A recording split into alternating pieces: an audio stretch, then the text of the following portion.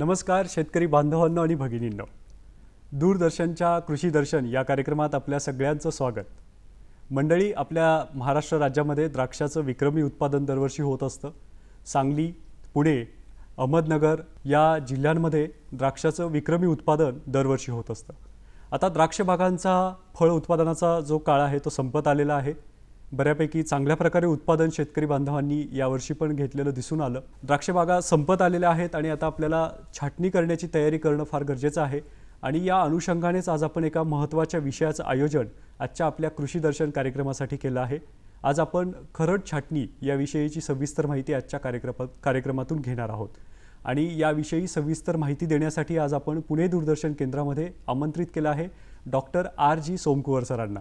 Sir नमस्ते, कार्यक्रमात आपलं स्वागत। नमस्कार। नमस्कार मंडळी, मला सोमकुवर साहेबांची विशेष ओळख तुम्हाला करून द्यायला आवडेल। राष्ट्रीय द्राक्ष संशोधन संस्था मांजरी पुणे या ठिकाणी सर संचालक या पदावर कार्यरत आहेत। सरांना द्राक्ष संशोधन या विषयातील अतिशय सरांचा गाढा अभ्यास आहे। अनेक शेतकरी बांधवांच्या शेतामध्ये जाऊन फळबागांमध्ये जाऊन सर संशोधन करत असतात, शेतकरी बांधवांना सल्ला देऊन मदत करत असतात। असं अनुभव संपन्न व्यक्तिमत्व सोमकुवर साहेब आज आपल्याला खरड छाटणी या विषयावर मार्गदर्शन करणार आहेत। सोमकुवर साहेब, आपण चर्चेला सुरुवात करूया। प्रारंभी यावर्षी महाराष्ट्र राज्यामध्ये द्राक्ष फळबागांची परिस्थिती कशी राहिलेली आहे, उत्पादनाची स्थिती काय आहे, याविषयी आपण काय माहिती द्या। गेल्या हंगामाचा जर विचार केला तर काही भागामध्ये जेव्हा पाऊस जास्त झाला असेल त्या ठिकाणी घड कुजेची समस्या होती। पाऊस टिकून राहिला काही काळ, त्या ठिकाणी डाउनी मिल्ड्यू सारख्या रोगांची जास्त समस्या होती, करपा या रोगाची समस्या होती। तर फळ छाटणी झालेल्या नुकत्याच झालेल्या बागेमध्ये जिथे जास्त वेळ पाऊस टिकून राहिला त्या ठिकाणी म्हणजे साधारणतः छाटणीच्या पासून 8 दिवसापर्यंतच्या कालावधीत पाऊस आला असेल त्या ठिकाणी घड जिरण्याची समस्या होती। अशा काही ठिकाणी काही भागामध्ये ही समस्या पाहण्यास आली, परंतु त्यानंतर ज्या ज्या ठिकाणी माल निघाले, चांगले झाले, टिकून राहिले आणि हंगाम हा चांगला व्यवस्थित राहिला हंगाम आणि लोकांना आता सध्या या वेळेस पैसा सुद्धा चांगला होत आहे। आता आजचा आपला जो विषय आहे खरड छाटणी, म्हणजे आता फळबागा संपलेल्या आहेत, मधल्या काळामध्ये शेतकरी बांधवांनी खरड छाटणी करणं अपेक्षित आहे। पण ही खरड छाटणी म्हणजे नेमकं काय आहे आणि त्याचं व्यवस्थापन साधारण कशा प्रकारे केलं जातं, याविषयी आपण काय सांगाल? खरड छाटणी आपण जेव्हा एक घड घेतला असेल, घडाचं उत्पादन घेतलं एका काडीवरून, ज्या काडीचा जाडी जवळपास 8 ते 10 मिलीमीटर असेल, ती लांब काडी जवळपास 85 ते 90 सेंटीमीटर असेल, अशा काडीवरून आपण एक घडाचा विकास करून घेतला आणि विकास केला म्हणजे काय झालं की त्या काडीतलं अन्नद्रव्य सर्व संपलं। आता त्या काडीच्या मधले ज्या अन्नद्रव्याचा ह्रास झाला, आता याच्यामधून जर समजा आपण पुन्हा छाटणी घेतली तर नवीन आपल्याला फक्त फुटी निघतील नवीन, परंतु घड मिळणार नाही। आणि म्हणून आपण याच्यात उष्णकटिबंधीय प्रदेशात ट्रॉपिकल क्लायमेट जे म्हणतो आपण, तर या क्लायमेटमध्ये आपल्याला दोनदा छाटणी घेऊन एकदा आपण फळ घेतो। तर अशा वेळी आपल्याला खरड छाटणी घेणं यावेळेस गरजेचं असते। बरोबर। आता खरड छाटणीचं महत्त्व आपण या ठिकाणी अधोरेखित केलं सोमकुवर साहेब, पण खरड छाटणीपूर्वी काही विश्रांती बागेला देणं गरजेचं असतं। ही विश्रांती देणं का गरजेचं आहे आणि किती दिवसांची विश्रांती शेतकरी बांधवांनी बागेला द्यायला पाहिजे? फळ काढणी झाल्यानंतर साधारणतः 20 दिवसाचा किमान 20 ते 30 दिवसाचा कालावधी असा असेल की ज्याला आपण विश्रांतीचा कालावधी म्हणतो आणि या कालावधीत बागेला विश्रांतीची गरज असते। त्याला कारण एक की जी झीज भरून निघाली, ती झीज भरून निघण्याकरिता झीज झाली असेल, ती झीज भरून निघण्याकरिता आपल्याला विश्रांती देणं गरजेचं आहे। आणि याच विश्रांतीच्या कालावधीत आपल्याला नेमकं काय करायचं हा एक प्रश्न पुढे असतो। तो प्रश्न आपल्याला सोडवण्याकरिता त्या बागेत वेलीला नत्राचा पुरवठा थोड्याफार प्रमाणात आणि पाण्याचा पुरवठा अशा प्रकारे करावा की नवीन फुटी सुद्धा निघणार नाहीत आणि वेलीची विश्रांती जो कालावधी आहे त्यामध्ये ती झीज सुद्धा भरून निघेल, अशा प्रकारचं व्यवस्थापन त्या ठिकाणी करावं। आता खरड छाटणी करण्याचं जर शेतकरी बांधवांनी ठरवलं तर त्यासाठी काही पूर्वतयारी करणं आवश्यक आहे का आणि ती कशा प्रकारे करावी? एक तर आपण विश्रांतीच्या कालावधीमध्ये आपण अन्नद्रव्याचा पुरवठा करून जमिनीची त्या वेलीची झीज भरून काढतो। त्यानंतर जमिनीमध्ये मुळी तयार करणे, पांढरी मुळी ज्याला म्हणतो व्हाईट रूट डेव्हलपमेंट, जे सक्षम अशी मुळी असते, ती मुळी याच्या मागील हंगामात पूर्ण काळी झाली असेल, लाल पडली असेल, ती सक्षम नाही आता, तर ती नवीन मुळी पुन्हा तयार करण्याकरता आपल्याला चारी घेणं गरजेचं असेल। आणि चारी घेऊन ती नवीन मुळी तयार करतो। चारी घेऊन घेतल्यानंतर काय होतं की त्या मुळ्या तुटतात, जुन्या मुळ्या मुळी तुटण्याकरता आपल्याला पुन्हा एक काळजी घेणं गरजेचं असेल की साधारणतः 30% मुळी यावेळेस तुटली तरी चालेल. बर. त्यापेक्षा जास्त मुळी जर तुटली तर मात्र अडचणीत येते. तर ही मुळी तुटणं इतक्यापर्यंत आणि त्यानंतर नवीन मुळी पुन्हा तयार करणं हा एक उद्देश आहे. आणि तीच तयारी म्हणजे आपल्याला चारी घ्यायची. ती चारी घेण्याकरता आपल्याला खोडापासनं जवळपास 8 ते 9 इंच जागा सोडून 2 फूट रुंद आणि 3 ते 4 इंच खोल अशी चारी घ्यायची. बर. आणि पूर्वतयारीमध्ये आणखी काय येते मग की मग त्याचं आपलं नियोजन येईल, खतांचं नियोजन. हो. खतांचं नियोजनमध्ये त्यामध्ये आपल्याला शेणखत असेल, शेणखत टाकायचं आपल्याला, आणखी काडी कचरा असेल, कंपोस्ट असेल, बगॅस असेल, जे काही आपल्याला टाकता येईल ते. आणि जमिनीची आपण जर समजा माती परीक्षण आणि पाणी परीक्षण करून घेतलं असेल तर आपल्याला जमिनीची परिस्थिती, सध्या परिस्थिती माहीत होईल. बर. आणि या परिस्थितीमध्ये आपल्याला जमिनीत काय टाकायचं आहे तो आपल्याला निर्णय घेता येईल. ओके. हां. नाही तर मग ते जर केलं नाही तर साधारणतः हलकी जमीन असेल त्या ठिकाणी आपण म्हणतो की एक 50 किलोची एक युरिया आपण टाकू, एक DAPची बॅग एक 50 किलोची टाकूया आपण. त्यानंतर फेरस आहे, फेरस सल्फेट आहे, मॅग्नेशियम सल्फेट आहे, झिंक सल्फेट, अशा प्रकारे त्यामध्ये टाकून चारी घेऊन लगेच त्याला झाकून घेणं गरजेचं असेल. ती म्हणजे पूर्वतयारी. बरोबर. म्हणजे पूर्वतयारीमध्ये चारी घेणं हे फार महत्त्वाचं आहे आणि ती चारी घेतल्यानंतर ती झाकून ठेवणं तितकंच महत्त्वाचं आहे.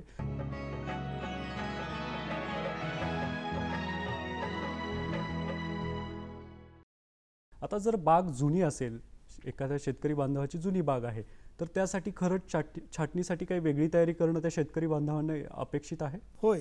जुनी बाग जर असेल तर त्या बागेमध्ये बऱ्यापैकी ओलांडे डागळण्याची समस्या दिसेल. तिथे ओलांडे जुने झालेले असतील आणि जुने ओलांड्यावरती पुन्हा ज्या नवीन फुटी निघतात त्या फुटीमध्ये गॅप जास्त दिसत असेल. गॅप जर जास्त दिसली तर त्या परिस्थितीमध्ये काय होतं की काड्याची संख्या कमी होते. आणि म्हणून आपल्याला यावेळेसची जुन्या बागेचं नियोजन थोडंफार वेगळं असेल. ते नियोजन असं असेल की जिथे जिथे ओलांडे डागळले आहे आणि आता आपल्याला माहीत आहे की नवीन ओलांडे नवीन फुटी तिथे निघण्याची शक्यता कमी आहे. अशा परिस्थितीमध्ये तो ओलांडा आधी मागे जाऊन कापून घ्यावा. कापून नंतर त्याच्या मागील हंगामात त्याच ओलांड्यावरती जे काडी असेल मागील हंगामातली त्या काडीला 3 ते 4 डोळ्यावरती कापून त्याला ती पुढे ओलांड्याकरता वळवून त्यावरती हायड्रोजन सायनामाइडचे पेस्ट करावं. म्हणजे ती काडी फुटेल. आता ही पेस्टिंग करते वेळेस नवीन जे काडी आहे त्या काडीला पेस्टिंग करणं सोडावं. हायड्रोजन सायनामाइडचं पेस्टिंग करू नये, फक्त जुन्या ओलांड्यावरती पेस्टिंग करावं. आणि हे जर करायचं झालं, लवकर बाग फुटायची जर झाली तर त्याच्याकरता एक नियोजन आणखी एक आहे की एप्रिल महिन्यामध्ये आपण जे छाटणी घेतो, खरड छाटणी, ती छाटणी थोडीफार लवकर घ्यावी. यांनी साधारण मार्चमध्ये त्यावेळेस काय असते की तापमान कमी असेल आणि आर्द्रता थोड्यापैकी वाढलेली असेल तर त्या ठिकाणी डोळे लवकर फुटण्याची शक्यता असेल. बरोबर. आता आपण एक तापमानाचा उल्लेख केला, त्या अनुसरून एक प्रश्न मला तुम्हाला विचारायला आवडेल की तापमान आता वाढतं आहे, उन्हाळा सुरू झालेला आहे, या तापमान वाढीचा काही परिणाम होतो का या खरड छाटणीवरती? खरड छाटणी आणि तापमान फुटण्यावरती, डोळे फुटण्यावरती याचे परिणाम होतात. कारण की ज्यावेळेस बागेत तापमान वाढलेलं असेल, आता साधारण आपण एप्रिल महिन्यात बघतो 42, 43, 44 पर्यंत तापमान गेलेलं असेल. गेल्या 2-4 दिवसाचाच आपण आढावा घेतला तर 42-43 पर्यंत बऱ्याच ठिकाणी तापमान पोहोचलेलं आहे. अशा परिस्थितीत आर्द्रतेचं प्रमाण एकदम कमी होते आणि ही आर्द्रता जवळपास 30% पर्यंत येते. डोळे फुटण्याकरिता वेलीच्या त्याला शरीरशास्त्रीय हालचालीचा वेग वाढण्याकरिता एक साधारण तापमान आणि आर्द्रतेची गरज असते. साधारण तापमान 30 ते 35 डिग्री असावं, आर्द्रता 50%च्या पुढे असावी. पण इतकी जर तापमान नसेल, तापमान एवढ्यापेक्षा जास्त गेलं असेल, आर्द्रता यापेक्षा कमी जर झाली असेल तर मग डोळे फुटण्याकरता अडचणी येतात. आणि याकरताच आपल्याला छाटणीचा कालावधी आणि त्याचं काही व्यवस्थापन आपल्याला करणं गरजेचं असते. बरोबर. आणि त्यासाठी मग चारी झाकून ठेवणं पण तितकंच महत्त्वाचं ठरणार आहे आपल्याला. चारी झाकून घेणं गरजेचं ते यावेळी अशा प्रकारे असते की चारी जर उघडी राहिली असेल तर आपण आधीच मुळ्या तोडल्या, 30% मुळ्या तुटल्या असेल, काही ठिकाणी 40%, काही ठिकाणी 20% मुळ्या तुटलेल्या असतील. ते तुटल्यामुळे होतं त्या चारी जर जास्त काळ उघडी राहिली तर त्या मुळीच्या पेशी सुकतात, त्या मुळीच्या पेशी मरतात आणि एकदा सुकलेले पेशी पुन्हा आणखी तिला जिवंत होणं वेळ लागतो. हा काळ जर जास्त झाला असेल, याला वेळ जास्त लागला असेल तर मग काय होते की अन्नद्रव्याचा पुरवठा तर ती मुळीच करते. ती मुळी जर समजा पुरवठा करू शकली नाही, मेली असेल, ती पेशी मेली असेल, त्याच्या मुळीच्या नवीन मुळी तयार झाली नाही तर अन्नद्रव्याचा पुरवठा, पाण्याचा पुरवठा ते मुळीच करते. जर मुळी तयार नसेल तर मग ती पुरवठा काय करणार? आणि पुरवठा जर वरती झाला नाही तर मग ते डोळे फुटणार कसे? डोळे जर फुटले नाही लवकर तर मग आपल्याला त्या ठिकाणी बागेत ओलांडे डागळले, ओलांडे मुके झाले, मुके झालेले अशासारखी दिसतात. परिस्थिती त्या ठिकाणी निर्माण होते. हो, आता या संदर्भातच आपण आता उल्लेख केला की ओलांडे मुके होतात. ते ओलांडे मुके व्हायची कारणं आपण आता बरीच प्रकारे विश्लेषण या प्रकारचं केलं. पण ही मुके होऊ नयेत म्हणून काय करावं किंवा मुके झाले असतील तर त्यासाठी काही उपाययोजना आहेत का? ओलांडे मुके होऊ नये म्हणजे डोळे जितक्या लवकर फोडून घेता येतील हं. त्याकरता उपाययोजना करणे. बरं. आता त्यावरतीच्या उपाययोजना जर म्हटलं, लवकर डोळे फुटण्याकरता आपण आधीच म्हणतो की तापमान कमी पाहिजे, आर्द्रता जास्त पाहिजे, म्हणजे आपल्याला खरड छाटणीचा कालावधी थोडासा आधी घ्यावा लागेल. हं. एक गोष्ट.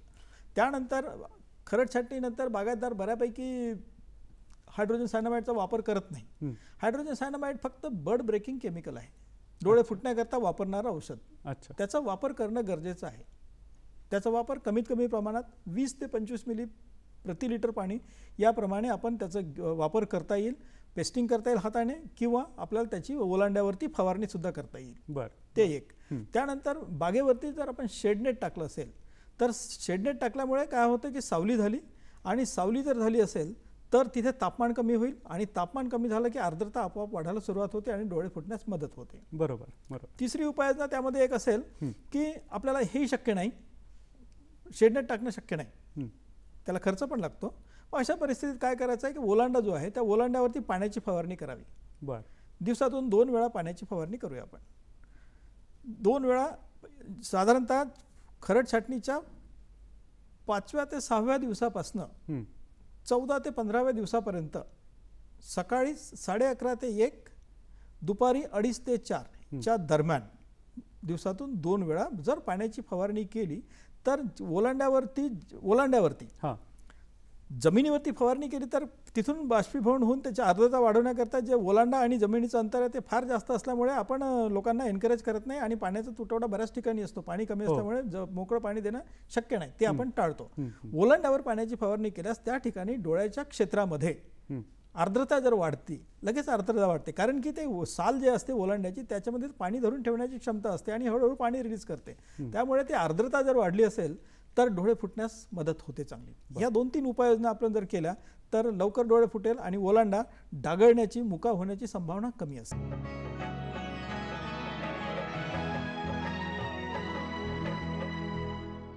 पाणी आणि अन्नद्रव्य व्यवस्थापन याविषयी पण आपण थोडंसं बोलूयात. तर खरड छाटणीपूर्वी किंवा खरड छाटणीच्या दरम्यान पाणी आणि अन्नद्रव्य व्यवस्थापन कशा प्रकारे असावं? अन्नद्रव्य व्यवस्थापनाचा जर विचार केला तर माती परीक्षण करून घेतल्यास आपल्याला कळेल. बरं. आता एक महत्त्वाचा एक विषय आहे की आपल्या ज्या ज्या ठिकाणी द्राक्षबागा आहेत त्या बागेमध्ये शेतकऱ्यांच्याकडे चुनखडीचं प्रमाण जास्त प्रमाणात दिसते. कमी अधिक प्रमाणात जरी आपण म्हणलं तरी 8% पासून 15% चुनखडी दिसेल. मग या चुनखडी उपलब्ध असलेल्या बागेमध्ये काय होतं की वेलीची वाढ होत नाही, फुटी निघत नाही, मागे पुढे निघतात फुटी. पेऱ्यातील अंतर म्हणजे वाढ निमुळती असेल त्यामुळे पेऱ्यातील अंतर कमी असेल. पेऱ्यातील अंतर जर कमी झालं तर पानाचा साईज पण कमी असेल, आणि पानाचा साईज जर कमी असेल तर प्रकाश संश्लेषणाकरिता आणि काडीची जाडी होण्याकरिता अडचणी येतात. बरं. यावरती उपाययोजना जर म्हणलं तर आपण त्या चुनखडीवरती मात करणं गरजेचं आहे, आणि याकरिता सल्फर गंधकाचा वापर यावेळी करणं गरजेचं असेल. बरं. राष्ट्रीय द्राक्ष संशोधन केंद्राने बऱ्यापैकी काम केलं यावरती, आणि त्याच्यावरच आपण म्हणतो की इतके टक्के माती चुनखडी असेल तर आपल्याला इतके किलो आपल्याला सल्फर टाकावं लागेल. साधारणतः 3% चुनखडी असेल तर तिथपर्यंत रूटस्टॉक तग धरून राहते. 3 ते 5% असेल चुनखडी तर 25 किलो आपल्याला गंधक टाकून मिक्स करून घ्यायचं. 5 ते 8% असेल तर 40 किलोपर्यंत, 8 ते 15% असेल तर 70 ते 80 किलो गंधक प्रति एकर प्रति हंगाम असे 2 ते 3 वर्ष आपल्याला त्या ठिकाणी जर टाकलं तर त्यावेळेस जमिनीचा सामू जो वाढलेला असतो यामुळे चुनखडीमुळे 7.5-8च्या पर्यंत गेला असेल किंवा त्यापुढे गेलेला असेल, तो सामू आपल्याला कमी करणं गरजेचं होईल आणि तो करता येईल. हा सामू साधारणतः 6.5 ते 7.2 पर्यंत, ज्याला आपण आयडियल म्हणतो, तो असणं गरजेचं आहे. या चुनखडीवर मात करण्याकरता जे आपण गंधक टाकतो ते गंधक शेणखतामध्ये मिक्स करून टाकणं फार महत्त्वाचं आहे आणि गरजेचं आहे असं आपण म्हणतो. तर हाच तो एक हंगाम आहे की जेव्हा आपण चारी घेतो आणि शेणखत टाकतो, या शेणखतामध्ये तो मिक्स करून घेणे. बरोबर. दुसरे अन्नद्रव्य आपण जर टेस्ट केली असेल, सॉइल टेस्ट, तर आपल्याला कळेल. अन्यथा साधारणतः आपली पहिल्या वर्षीची बाग असेल तर आपण आधीच काही सिंगल सुपर फॉस्फेट टाकलं असेल. पहिल्या वर्षीची बाग असेल तर जवळपास 300 ग्राम सिंगल सुपर फॉस्फेट एका वेलीला अशा हिशोबाने आपण त्याला करता येईल. बरोबर. DAP असेल 10 ग्राम एक पर वेल प्रति वेल अशा प्रकारचं नियोजन करता येईल. आणि पहिल्या दुसऱ्या तिसऱ्या वर्षापर्यंत बागेमध्ये काही डेफिशियन्सी कमतरता दिसून येते. डॉगरीच्या रुस्टॉकवरती खास करून ही कमतरता दिसून येईल आपल्याला. तर काही सूक्ष्म अन्नद्रव्यांची त्यापैकी आपण म्हणतो की फेरस आहे, त्यानंतर मॅग्नेशियम असेल, तर याची कमतरता आपण भरून काढण्याकरता आपल्याला जमिनीतून एक साधारणतः 10 kilo ferrous sulphate, 15 kilo magnesium sulphate याची पूर्तता करून त्या जमिनीमध्ये त्या शेणखतामध्ये पूर्ण मिक्स करून आपण एक माती झाकून त्याचं आपलं हे नियोजन खताचं झालं. बरोबर. पाण्याचं नियोजन आहे की पाण्यामुळेच मुळी वर शोषून घेईन पाणी आणि त्यासोबतच अन्नद्रव्य घेईल. मग पाणी लागतं किती, तर आपल्याकडे व्यवस्थितरित्या काम केलं असेल आपण, द्राक्ष संशोधन केंद्रात जे लोक येतात त्यांच्याकडे बऱ्यापैकी परिस्थिती अशी आहे की ते मिलीमीटरवरती काम करतात पाण्याचं. साधारणतः किती किती मिलीमीटरचं आपलं बाष्पीभवन झालं त्यावरती पाण्याची मात्रा आपण ठरवतो. अच्छा. जवळपास ज्यावेळेस 42-43 डिग्री तापमान असते त्यावेळेस जवळपास 10 mm इव्हॅपोरेशन झालेलं असेल बाष्पीभवन. त्यावेळेस 1 mm इव्हॅपोरेशन करता 4200 लिटर पाणी प्रति हेक्टर प्रति दिवस लागते आपण असं म्हणतो. म्हणजे एका एकरला जवळपास 16 ते 18,000 लिटर पाणी लागेल. आणि त्याचा जर एका वेलीमध्ये पूर्ण एकरमध्ये विचार केला तर 17-18 लिटर पाणी एका वेली पाहिजे, एका वेलीला. तर अशा प्रकारचं पाण्याचं नियोजन आपल्याला त्या बागेत करता येईल. पाणी आणि खत व्यवस्थापन हे मधल्या काळामध्ये आपण चांगल्या प्रकारे करून मुळींना बळकटीकरण किंवा बागेचं बळकटीकरण एक प्रकारे करू शकतो. आता ज्या नवीन फुटी आहेत त्याची विरळणी करण्याची काय प्रक्रिया आहे का? बागेत जेव्हा आपण चारी घेतल्यानंतर पाणी देतो आणि छाटणी घेतली आणि मग डोळे फुटायला सुरुवात होतात. साधारणतः 14 ते 16व्या दिवशी आपल्याला फुटी निघताना दिसतात. आणि या फुटी जशा निघायला लागल्या जेव्हा तापमान वाढत जातं, पाणी सुद्धा आपण बऱ्यापैकी जमिनीत देतो आणि याच्या परिस्थितीमध्ये नवीन फुटी निघतात, जोमाने निघतात. या फुटी इतक्या निघतात की एका वेलीवरती साधारणतः 80 ते 90 फुटी दिसतील आपल्याला. 80 ते 90 फुटी. मग आता याची विरळणी तेवढीच महत्वाची आहे, कारण सगळ्यात जर फुटी ठेवल्या तर काय होईल की एकही फूट व्यवस्थित चालणार नाही. काही फुटी फार जोमात चालतील, काही साधारण राहतील, तर काही एकदम अशक्त राहतील. अशा प्रकारच्या फुटी दिसतील. आमचा जो अभ्यास आहे तो हे म्हणतोय की साधारणतः 10% फुटी एकदम जोमानं निघायला दिसेल, पुढच्या 10% फुटी एकदम अशक्त दिसतील, तर बाकीच्या 70 ते 80% फुटी ज्या आहेत त्या एकसारख्या असतील. आपल्याला मग फुटी इतक्या 80-90 फुटी निघायला त्याची गरज आहे काय? नाही. निराशन प्रतीच्या द्राक्षाचा विचार करता एक घडाचा विकास होण्याकरता 450 ते 500 ग्रामच्या वजनाच्या घडाचा विचार करता आपल्याला 8 ते 10 मिलीमीटर जाडीची काडी पाहिजे. अशा काड्यांची जाडी मिळवण्याकरिता 1 स्क्वेअर फीट एरियावर 1 स्क्वेअर फीट क्षेत्र ज्या वेलीला मिळालं त्या अर्धी काडी अशा प्रकारचं नियोजन पाहिजे. म्हणजे जर माझी बाग 10 बाय 6 अंतरावरती असेल, 10 फीट बाय 6 फीट अंतरावरती जर असेल तर 60 स्क्वेअर फीट त्या एका वेलीला मिळालं. त्याला भागीला 2 जर केलं तर 30 फुटी फक्त पाहिजे. मग आता या 30 फुटी पाहिजे आहेत, मी 2 फुटी आणखी ठेवतो, 32 ठेवतो.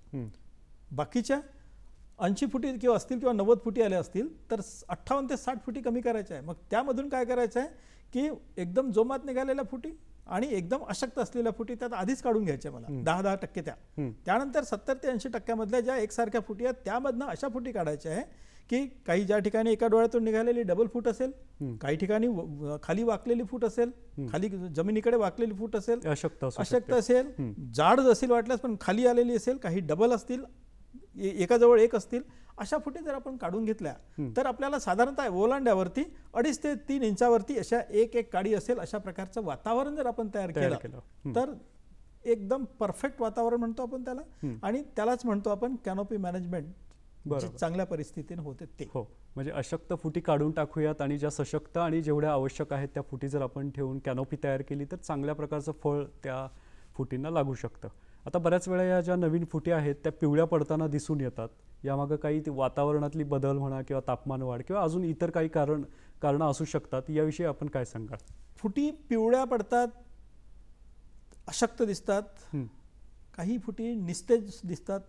त्याला एक कारण एक असतं की जमिनीमध्ये एकतर मुळीचा विकास पूर्ण झालेला नसेल, पांढरी मुळी तयार झालेली नसेल, हं. अन्नद्रव्याचा पुरवठा झाला नसेल, जो काही खोडामध्ये ओलांड्यामध्ये जे काही अन्नद्रव्य होतं ते त्याने उचलून घेतलं आणि तितकंच थांबलं आणि म्हणून ते त्याची कमतरता म्हणून ते आपल्याला फुटी पिवळ्या पिवळ्या पडतात. पडतात. मग त्यामध्ये आपल्याला एक तर फेरसची कमतरता, बर नत्राची कमतरता असेल, नत्र जर कमी असेल तेव्हा सुद्धा त्या फुटी पिवळ्या पडतात. अशा प्रकारची परिस्थिती त्या ठिकाणी आपल्याला दिसून येते. गारपीट आणि वादळ हे नेहमीच बागांवरती संकट ठरणार आहे. तर द्राक्ष बागांवरती जर अशी परिस्थिती ओढावली तर शेतकरी बांधवांनी काय करावं? बऱ्याच वेळा काय होतं की खरड छाटणी झालेली असेल, नवीन फुटी निघाल्या, फार जोमात चाललेल्या आहे, हं. व्यवस्थित काम सुरू होतं, पण अचानक वादळी पाऊस येतो हो. किंवा गारपीट होतं. हं. त्यामुळे होतं एक गारपीट जर झालं असेल तर त्या काड्यावरती पानावरती मार बसेल, हं. पानं फाटतात, पानं चिरतात, गारांच्या जखमा, पावसाच्या जखमा सुद्धा त्या कोवळ्या काडीवरती होतात. हं. मग आता यावरती उपाययोजना काय? एकतर बऱ्याचशा ठिकाणी काय होते, काड्या तुटून पडलेल्या असतात. ज्या ठिकाणी काडी तुटलेली आहे, तुटून पडलेली आहे, त्याच्या ठिकाणी त्याच्या खाली एक डोळा पुन्हा खाली येऊन पुन्हा कट घ्यावा, काप घ्यावा आणि नवीन फुटी काढावी. बर ज्या ठिकाणी जखम हलकी जखम असेल हं. त्या ठिकाणी आपल्याला फार काही करायची गरज नाही. फक्त एवढंच आहे की काही कॉपरयुक्त हं. बुरशीनाशक काय असतील त्याचं एखादी फवारणी फवारणी करून करून घ्यावी. हं. आणि सोडून द्यावं त्याला. बर जेव्हा त्यामुळे काय होईल की आर्द्रता, पाऊस झाला तर आर्द्रता वाढलेली असेल आणि आपल्याला बऱ्यापैकी एक वरती काम सुरू होत असेल, मग विगर वाढेल, जोम वाढेल, बरं. काही अडचण येणार नाही. हं. ती ते जखम आहे ती भरून जाईल. भरून निघेल. पण जखम जर जास्त असेल, काडीवरती जोरदार जखम झाली असेल तर मात्र नंतर अन्नद्रव्याचं जे म्हणतो फूड मटेरियल, जे ट्रान्सलोकेशन म्हणतो आपण, त्याचं वहन, याच्यामध्ये अडचणी येतात. अशा वेळी आपल्याला काय करायचं की जिथे जास्त जखम झाली आहे तो भाग काढून घ्यावा. बर काढून नंतर अन्नद्रव्याचं व्यवस्थापन यावेळेस नवीन फुटी निघण्याकरता महत्त्वाचं असेल. कारण की पाऊस जास्त झाल्यामुळे जोम जास्त वाढेल. हा जोम आपल्याला कमी करायचा, तेव्हा नत्र जास्त न देता स्फुरद आणि पालाश या दोन खताची फवारणीच्या माध्यमातून 1 ते 1.5 ग्रॅम आणि जमिनीतून ड्रिपच्या माध्यमातून जर आपण त्याला पूर्तता केली तर या वादळी वारं, पाऊस आणि गारपिटावरून आपल्याला बचाव करता येईल. बरोबर. म्हणजे अवकाळी संकट जर असं काही ओढवलं तर शेतकरी बांधवांनी या गोष्टींची काळजी घेणं गरजेचं आहे. डॉक्टर सोमकर सर, तुम्ही आज या कार्यक्रमात आला आणि या खरड छाटणी विषयावरती अतिशय महत्त्वपूर्ण माहिती तुम्ही आमच्या शेतकरी बांधवांना दिली. त्याबद्दल पुणे दूरदर्शनच्या वतीने मी आपले मनापासून आभार मानतो आणि आपल्याला भावी वाटचालीसाठी शुभेच्छा देतो. धन्यवाद. थँक्यू.